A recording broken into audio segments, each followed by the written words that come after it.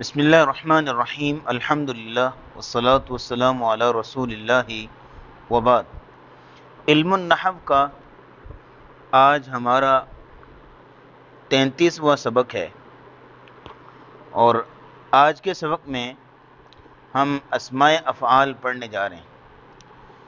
اس میں غیر متمکن کی یعنی مبنی اسماء کی 8 قسموں میں سے پہلی 3 قسمیں اس سے پہلے ہم پڑھ چکے ہیں، جیسے کہ ضمائر، ان کی وضاحت ہو چکی ہے۔ اس کے علاوہ اسماء اشارہ اور اسماء موصولہ، ان کی وضاحت ہو چکی ہے۔ اب آئیے چوتھے نمبر پہ ہم آج پڑھنے جا رہے ہیں اسماء افعال۔ اسماء افعال کون ہوتے ہیں، کیا ہوتے ہیں؟ اس حوالے سے آپ 2 باتیں بنیادی طور پر نوٹ کر لیں۔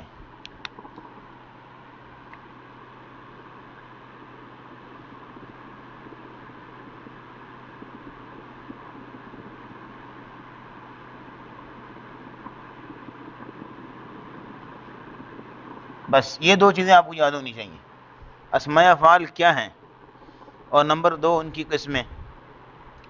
جب آپ قسمیں پڑھیں گے تو پھر ظاہر ہے کہ ان کی آپ نے ورڈنگ بھی یاد کرنی ہے۔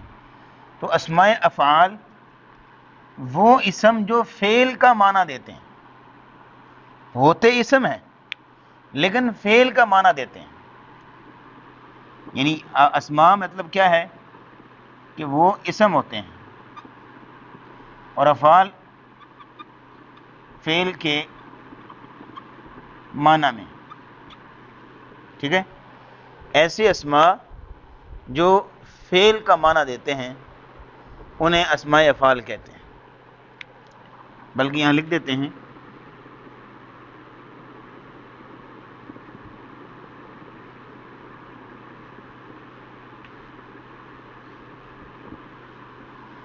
وہ اسماء افعال ہو جاتے ہیں جو ہیں اسماء لیکن معنی کس کا دیں گے؟ فعل کا، اس لیے وہ اسماء افعال کہلاتے ہیں۔ ان کی 2 قسمیں ہیں بنیادی طور پر۔ پہلی قسم ہے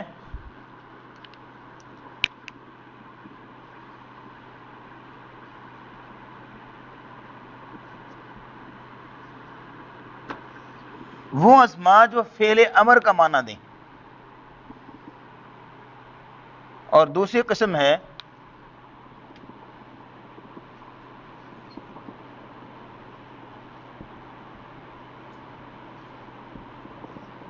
وہ اسماء جو فعل ماضی کا معنی دیتے ہیں، بمعنی فعل امر اور بمعنی فعل ماضی۔ یہ 2 قسمیں ہیں بنیادی طور پر اسماء افعال کی۔ تو آئیے 1 بائی 1 کر کے ان کو پڑھتے ہیں کہ بمعنی فعل امر کون کون سے ہیں اور بمعنی فعل ماضی کون کون سے ہیں۔ یہ آپ کے سامنے بمعنی فعل امر جو اسماء افعال ہیں وہ لکھے ہوئے ہیں۔ اب دیکھیے یہ تو ہے تو اسم ہیں، یہ ٹوٹل 7 ہیں بمعنی فعل امر کے جو صاحب کتاب نے دیے ہوئے ہیں۔ حیّ ہل، رویدہ، بلہ، ہلم، دونک، ہا اور علیک۔ یہ ٹوٹل 7 ہیں کہ جو صاحب کتاب نے دیے ہوئے ہیں جو بمعنی فعل امر کے استعمال ہوتے ہیں۔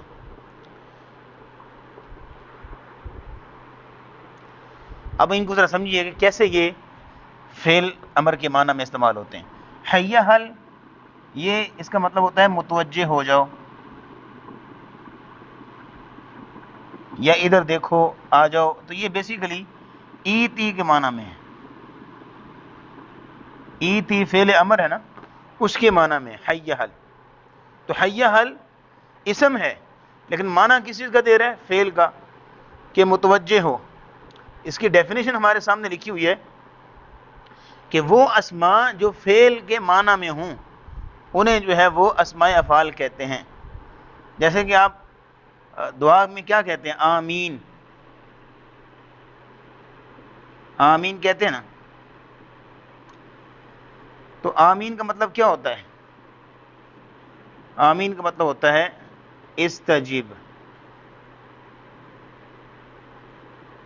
استجب، قبول فرما. یعنی آمین اسم ہے، اور اسم کس معنی میں ہے؟ استجب فعل کے معنی میں، اور اس کا مطلب یہ ہے قبول فرما. اصل میں یہ ہم اسم بولتے ہیں آمین، اور وہ استجب کے معنی میں ہے، اس کا مطلب ہوتا ہے قبول فرما. تو یہ اسماء افعال کی مثال ہے. پھر ہم نے بتایا کہ حی حل کا مطلب کیا ہوتا ہے؟ متوجہ ہو جاؤ، جو ایتی کے معنی میں ہے.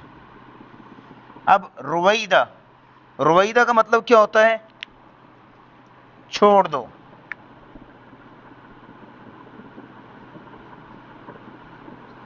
رویدہ کیا مطلب ہوتا ہے؟ چھوڑ دو، یا آپ یوں کہہ لیجیے چھوڑو. تو یہ کس کے معنی میں ہے؟ امہل فعل امر کے معنی میں.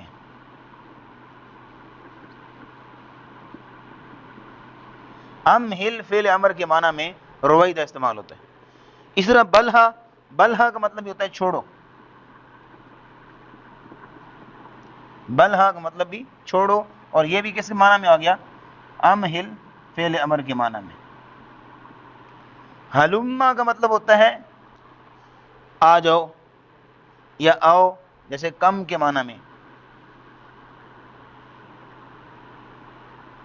ہلما جو ہے آؤ، کم کے معنی میں آتا ہے، اور یہ بھی ایتی کے معنی میں آئے گا.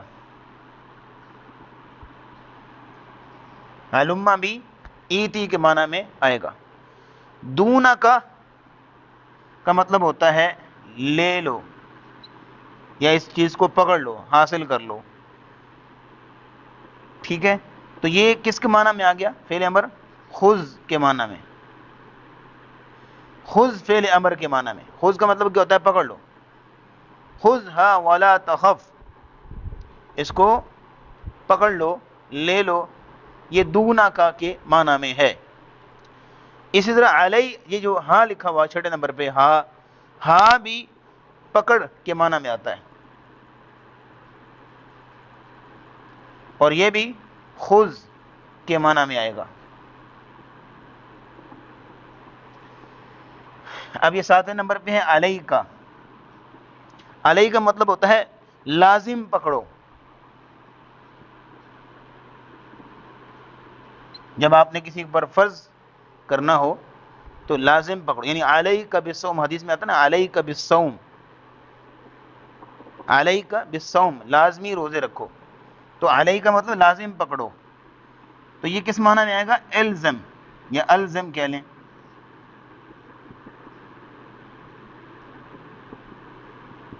الزم فعل امر کے معنی میں آئے گا. تو یہ ہے فعل اسماء افعال بمعنی فعل امر. اسماء افعال بمعنی فعل امر. اب آئیے آپ کے سامنے ہم لکھتے ہیں اسماء افعال بمعنی فعل ماضی. ایسے اسماء افعال ہیں جو کہ فعل ماضی کے معنی میں استعمال ہوتے ہیں، وہ ابھی آپ کے سامنے لکھتے ہیں. اسماء افعال بمعنی فعل ماضی 3 ہیں. بمعنی فعل امر 7 تھے، اور بمعنی فعل ماضی 3 ہیں. تو 7 اور 3 10، ٹوٹل 10 اسماء افعال ہیں. آپ اس کو جو ہے وہ لکھ بھی سکتے ہیں کہ اسماء افعال ٹوٹل کتنے ہیں. تو اسماء افعال ٹوٹل جو ہے وہ 10 ہیں. اور یہ جو میں نے آپ کے سامنے نکات لکھے تھے اسماء افعال کیا ہیں، اقسام، اس میں آپ ایک چیز یہ بھی ایڈ کر سکتے ہیں کہ کتنے ہیں،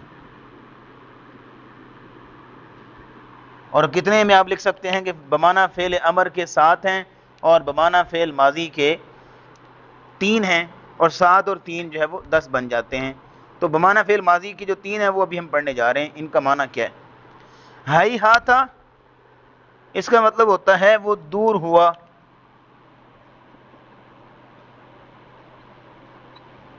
فعل ماضی کے معنی میں نا، ہائی ہاتھا، ہائی ہاتھا، سورۃ مومنون میں آتا ہے نا 18ویں پارے میں، ہیہات ہیہات لما توعدون، وہ دور ہوا، بہت دور ہوا جس چیز کا یہ وعدہ دیے گئے ہیں۔ سورہ مومنون میں 18ویں پارے میں آتا ہے۔ تو ہئی ہاتھا کا مطلب کیا ہوتا ہے؟ وہ دور ہوا۔ تو کس کے معنی میں؟ بعودہ کے۔ بعودہ کا مطلب ہوتا ہے وہ دور ہوا۔ تو بعودہ بیسیکلی فعل ہے، ہئی ہاتھا بیسیکلی اسم ہے۔ ہئی ہاتھا بنیادی طور پر اسم ہے جو فعل کا معنی دے رہا ہے۔ بعودہ بنیادی طور پر فعل ہے۔ تو یہاں پہ ہئی ہاتھا بعودہ کے معنی میں ہے۔ شتانہ دوسرے نمبر پہ آتا ہے، جس کا مطلب ہے وہ جدا ہوا۔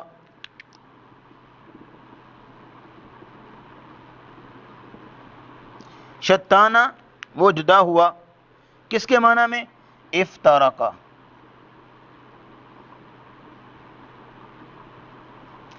شتانہ وہ جدا ہوا افترقہ کے معنی میں آئے گا۔ افترقہ یفترق افتراق، جدائی سے، علیحدہ ہو جانا۔ تو یہ شتانہ اسم ہے جو افترقہ فعل کے معنی میں ہے۔ تیسرے نمبر پہ ہے سرعانہ۔ سرعانہ کا مطلب ہوتا ہے اس نے جلدی کی۔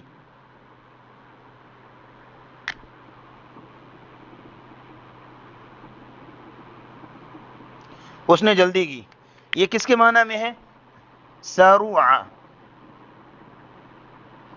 سارعا فعل کے معنی میں ہے۔ لیجیے جناب، یہ اسماء افعال ہم نے آپ کے سامنے لکھ دیے۔ اسماء افعال وہ اسماء جو فعل کا معنی دیتے ہیں، ہوتے اسم ہیں، فعل کا معنی دیتے ہیں، یہ اس میں غیر متمکن ہوتے ہیں، یعنی مبنی ہوتے ہیں۔ یہ مبنی اسماء کی اقسام بیان ہو رہی ہے نا، تو یہ مبنی ہوتے ہیں اسماء افعال۔ دو قسمیں ان کی، ایک ہوتا ہے بمعنی فعل امر جو کہ 7 ہیں، اور ایک ہے بمعنی فعل ماضی جو کہ 3 ہیں۔ 7 اور 3 10، ٹوٹل اسماء افعال 10 ہوتے ہیں، اور 10 کی وضاحت ہم نے آپ کے سامنے رکھ دی ہے۔ آپ ان کو جملوں کے اندر بھی استعمال کر سکتے ہیں۔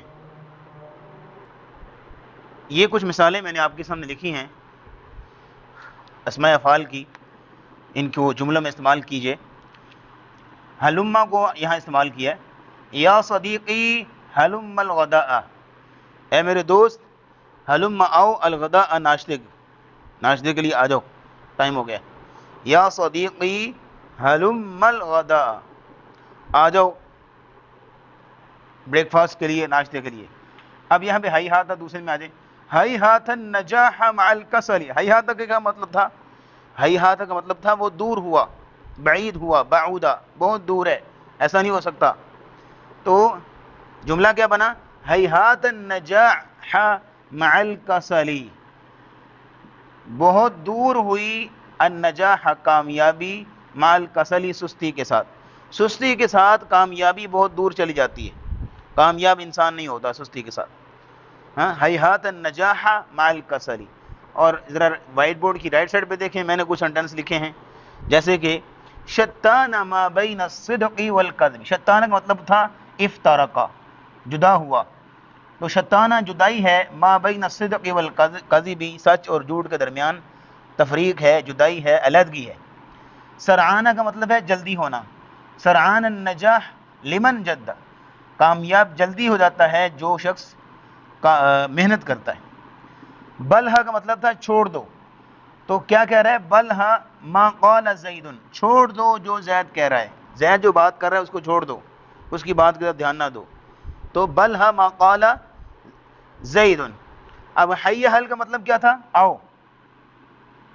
تو حی حل الی الصلاۃ، آؤ نماز کی طرف، نماز کا ٹائم ہو گیا، آؤ نماز کی طرف، حی حل الی الصلاۃ۔ تو یہ ہم نے جملہ میں استعمال کر لیا۔ تو ایک چیز یہاں نوٹ کر لی اسماء افعال کے بارے میں کہ ان فعلوں کی گردان نہیں آتی، یہ بغیر تصریف کے آتے ہیں، ٹھیک ہے جی۔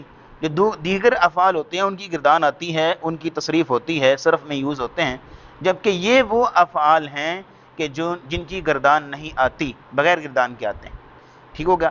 آج کا سبق ہم یہیں تک رکھتے ہیں اسماء افعال، آگے انشاءاللہ اسماء اصوات اور اسماء ظروف وغیرہ جو ہے وہ پڑھیں گے انشاءاللہ۔ وآخر دعوانا الحمدللہ رب العالمین۔